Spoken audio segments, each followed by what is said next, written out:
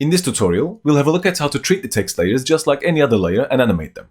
In particular, you'll be animating things like position, scale, and rotation. So what I've got here is a banner, the red banner, which is made out of two solids, as you can see here. That's my first solid and the second one. And to make life easier, I'm going to go and lock these two. And in fact, I'll shy them as well, so they're not in the way. And then I'll turn on the shy switch for the whole composition. So they disappear, which means I can't even select them anymore. And I'll go back to the beginning of the timeline. What I want to do now is to make the word standard to come in from the top, and then the word animation to come in from the bottom, and then text will slide in from left to right. So those are the three words we'll be animating at first, then we'll look at the others as well. So let's select all three, standard, text, and animation. And I'll go to about 15 frames here, then press the letter P to reveal position, and then I'll just keyframe 1, which will keyframe in fact all three because they were all selected. And then I'll rewind, and then I'll click outside to deselect everything. And I'll click on the word standard and then move this up with the shift key. If you remember, this was called the back timed animation. So we set the last keyframe first, then we went back, and we're now setting the first keyframe. And we'll do the same for the others as well. And I'll go to the text layer and then click and drag this, again holding down the shift key to keep this in a straight line. There. And then I'll go to the word animation and then drag this one down with the shift key. And just when it's outside the composition, I'll let go. So when I play it now, this is what we'll have. It's looking alright, not very exciting. To make this look a little more interesting, I'll select all these keyframes I just created, and then press F9 on the keyboard to make them easy ease. So if I now play this should be a little more interesting. And in fact, I'll go to the graph editor to make them look a little more interesting. So I'm just going to open this up, and then maybe start with the word standard. So I'll just select the position of that. And I'll go back to the beginning, and then I'll zoom in a little bit here. And I'll select this keyframe, and then drag this one towards right, so it's got more influence, and then this one towards left. Similarly, the one on the right has now more influence as well. So with that spike, it's going to create more of an organic move. Let's have a look. So the word standard is doing what it's supposed to do now. So let's do the same for the others as well. So let's go to text. I'll do the same here, around about 70–80%. And the same here as well, 70 to 80%. And then I'll click on the word position. And I'll just increase this as well to be about 80. I'm not being too accurate, as you can see here. And I'll set that to be about 80 as well. So if I now play this, we should see that's looking a little more interesting. And I can stagger them. So if I now come out of the graph editor, I can make the word standard come in first, then text, and then animation. So I just stagger them now. So this is what I have. So standard, text, animation. That's looking not too bad. And to make things a little more interesting, I can turn on the motion blur for these.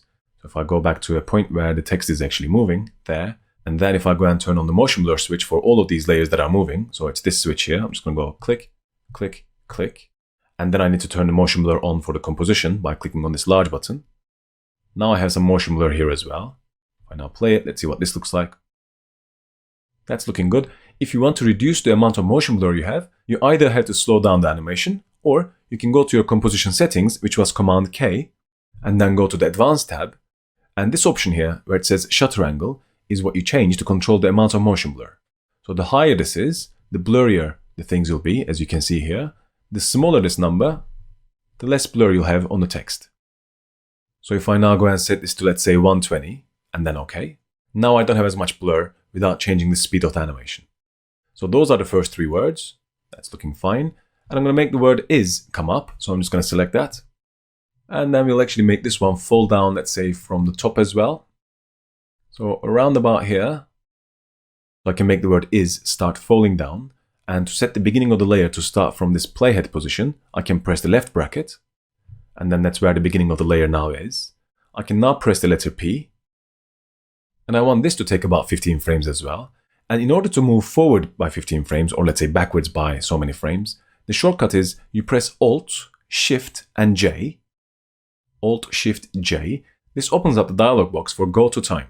Now right now, it tells me that I'm on frame 17.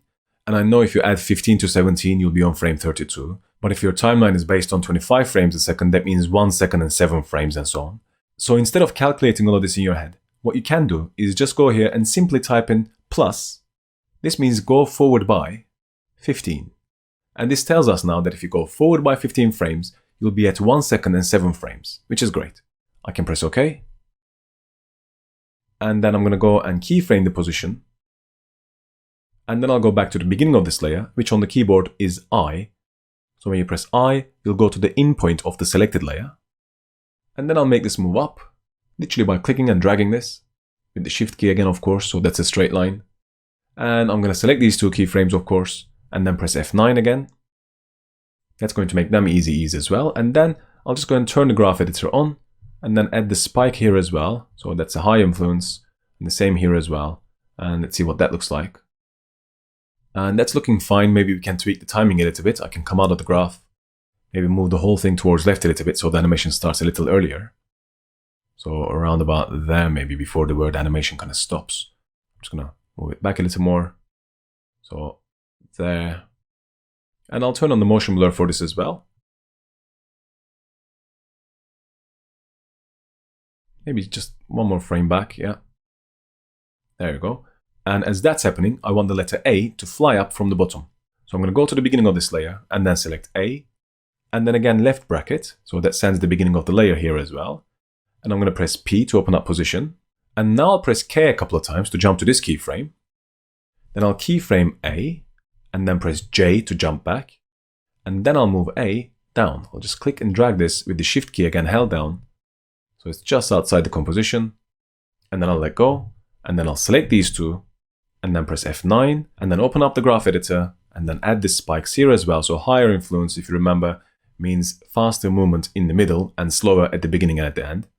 So let's see what this looks like. We're missing the motion blur there as well, so I'm going to add the motion blur to this layer as well. So let me click outside to see what that looks like. Here we go. That's looking fine. And finally, I want the words piece off to kind of scale up and rotate at the same time. So I'm going to go to the layer here for piece off, and I'll press R and then Shift S, so I see scale and rotation. But before we animate this, we want the anchor point to be in the center, so that's where it scales from. So let me press Y to get my anchor point tool. And then click on the anchor point and then hold down Command and just snap it to the center. And I can get back to my selection tool, V. I can now come out of the graph and then make this layer start around about maybe here. So I'm going to go around about frame 20 and then press the left bracket. And then I'll go and keyframe this scale and rotation. I'll just push them towards right a little bit, like that. So I can now set the initial values. So I set the scale to be 0. And rotation to be, let's say, -25. So if I now play this, this is what we have. And of course, I'm going to select them and then press F9 to do easy ease on these as well. That's what that looks like now. And let me go to the graph to maybe create some overshoot here. So I'm just going to go to the graph, select the scale first. Let me just click outside, then click on the word scale. I can now create an overshoot like that. So it's going to go higher than 100% and then back down. And I'll do the same for the rotation as well. I'll select rotation and create an overshoot here as well. So that's looking fine. Then I'm going to go to my speed graph and then change this to be a spike. Because I created an overshoot, the speed actually goes down here. That's normal. So I'm just going to create a spike regardless. Like that. Then I'll go to scale and do the same. So I'll select this, push this towards right with the Shift key so it doesn't go up and down. Do the same here as well with the Shift key. So now if I play this, let's see. That's happening a bit too fast, I think. So what I can do is to come out of the graph, take these two keyframes away from the first two. Let's see now. That's not too bad.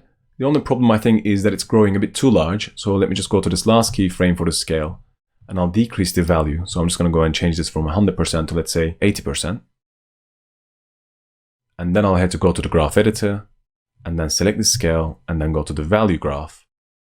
I can then tell it not to go as high. So instead of going to 80, right now you can see it's shooting up to about 140. So I'm going to select that graph's last end and then just drag this down a little bit. Bit more maybe. So it's now going to go to about 95, maybe a little more actually. About 90. So now if I play this, it grows just a little bit more than 80%. Then it comes back. I'll do the same for rotation as well. So I don't want it to rotate as much. So I'll click on the word rotation. And you can see instead of ending up at 0, it goes to about 10 degrees first, then comes back to 0. So I'll select that and then tell it not to do that, not to go as far. So right now it goes to about 5 degrees rather than 10. So let's see that again. That's great. I can now add a motion blur to this as well. And now let's watch this with the motion blur. Great. And as that's happening, I want the piece of cake to, let's say, fall down as well. So I'm going to go to the cake and let me come out of the graph. And then I'll scroll up and then select the cake's position. So that's P on the keyboard. And I want the cake to start falling down somewhere around here. So I'll go here, then press the left bracket. So that sends the beginning of the layer to be here. I'll then keyframe the position. Maybe now push this back out. And then move the cake up with the shift key again, so it's a straight line. And then I'll select these two keyframes and press F9.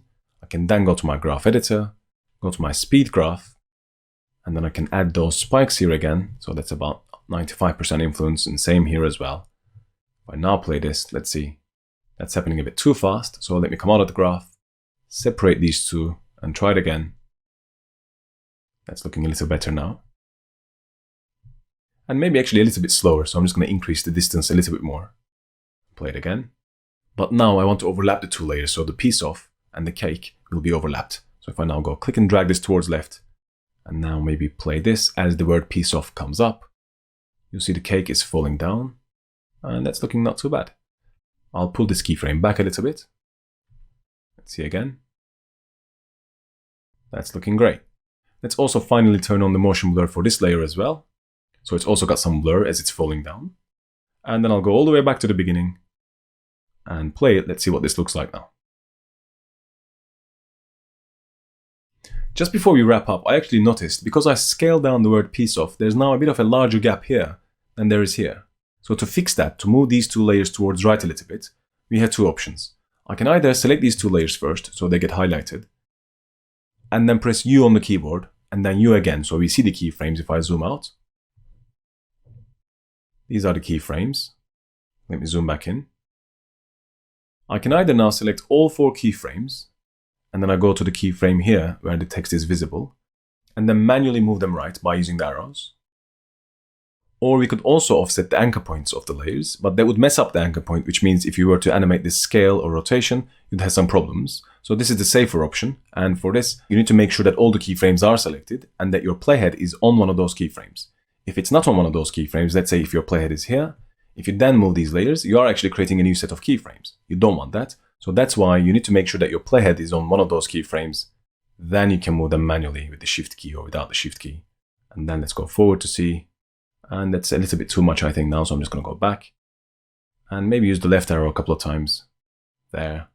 And I'll just go click outside to deselect, and let's see what this looks like now. And that looks a little more balanced. Let's preview this one last time. Great. And that is how easy it is to animate text in After Effects using standard keyframes. In the next tutorial, we'll have a look at how to use the text animation presets.